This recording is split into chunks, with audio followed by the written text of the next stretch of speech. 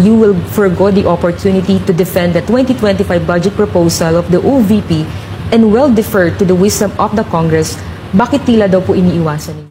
Kasi sinasabi ko pa ulit-ulit yon na sinasubmit namin sa Congress ang budget ng Office of the Vice President at iniiwan namin sa Kongreso ang desisyon kung ano ang gagawin nila para sa Office of the Vice President. Kaya fino-forgo na namin yung question and answer. Unang-una dahil nakikita namin na ginagamit siya ng ibang mga miyembro, iilan na mga miyembro ng Kongreso para umatake sa akin dahil hindi kami magkasama sa politika. At pangalawa, kasi ang budget ng Pilipinas ay hawak lang ng 2 tao. Kaugnay dyan, Madam Vice President, dito sa budget hearing, naniniwala po ba kayo na may kapangyarihan talaga ang Kongreso na busisiin ang budget po ng bawat ahensya ng gobyerno? Siyempre, oo. Nakalagay yan sa ating saligang batas na ang Kongreso natin ang merong power of the purse. Kaya nga, di ba, merong mga budget hearings at merong pagpasa ng budget mula sa House of Representatives at sa Senado natin, sa Kongreso natin.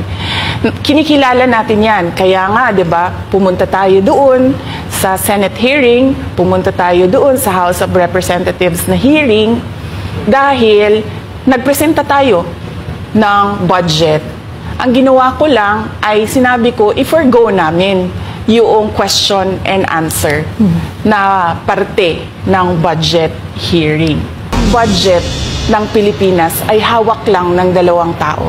Hawak lang siya ni Congressman Zaldico at ni Congressman Martin Romualdez.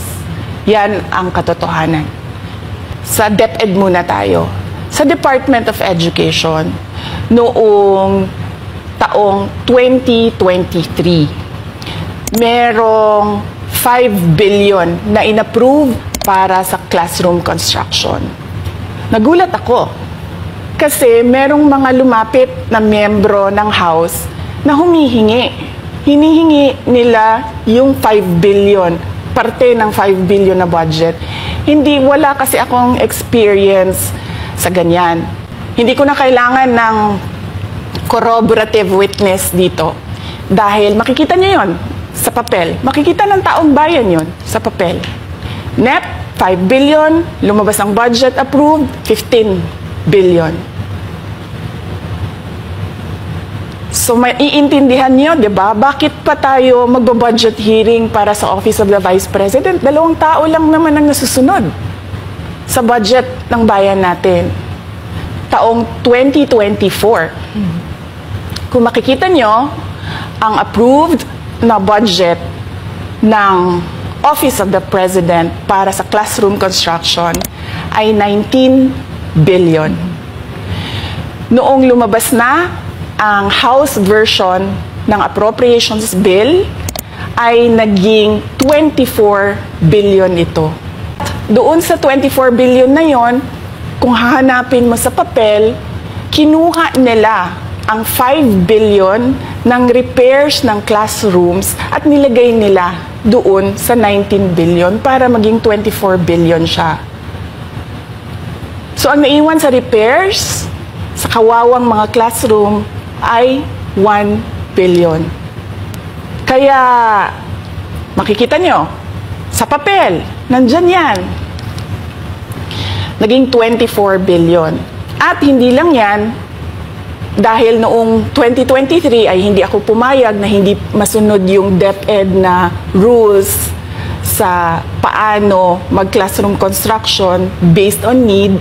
Ang ginawa ngayong 2024, inattach nila ang listahan na kung saan gagawin ang mga classroom construction worth 17 billion. Kaya hindi ko na kailangan ng witness kasi makikita nyo sa papel.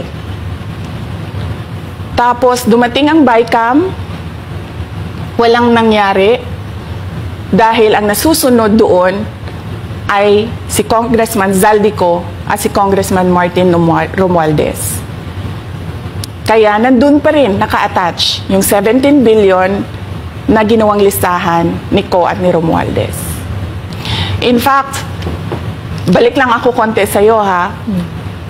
Kahit yung mga congressman, nakikita nila yung problema ng ginawa nila na pag-attach ng listahan sa budget. Galing ba sa DepEd ang listahan na inattach doon sa House version? Sinabi namin hindi. Hindi galing sa amin yan. On record yon. Makikita nyo sa mga videos, balikan nyo yung mga videos. Makikita nyo. Noong May 2024 ng House of Representatives, merong isang congressman nagreklamo, bakit ang tagal ng classroom construction? Bakit ang tagal? Sabi nung USEC ng DepEd, kasi may pabago-bago sa listahan ng DPWH dahil hindi kami ang gumawa ng listahan.